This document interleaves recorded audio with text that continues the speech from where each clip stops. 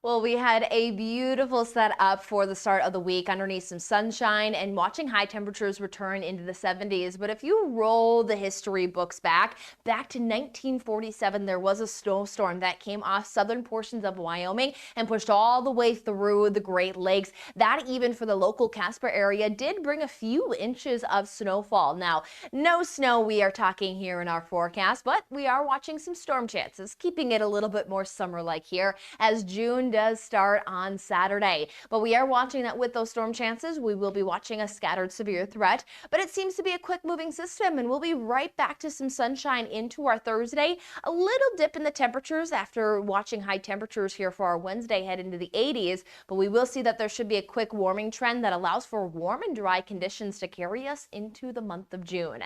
So here as we head into our Wednesday, we start the day off with some sunshine, pleasant start to the day into the 50s to 60s to quickly heading into the 80s by midday. Now by the midday, we are watching that storm chances will arrive, as well as noting that we'll have some gusty winds push in as well. We're watching some at least 25 to 35 mile per hour gusts from the lunch hour through the evening commute. We also note that the evening hours is when those winds switch. That's that passing frontal system that is firing up some thunderstorms.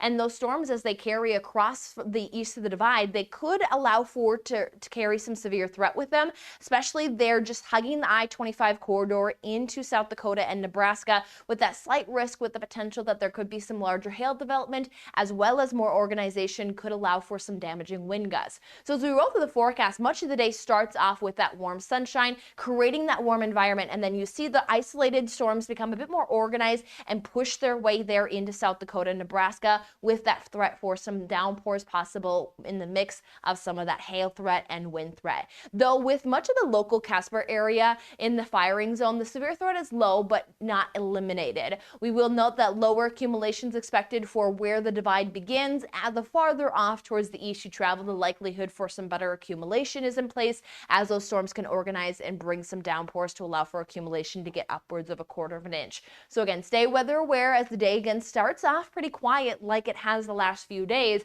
but then those storm chances will fire up. Most locations across the state will be climbing towards the 80s, where it's a little cooler there for Jackson and Yellowstone is where that frontal system will have already passed to start off the day. So east of the divide is where the heat will build that unstable environment and allow for those storms to carry through.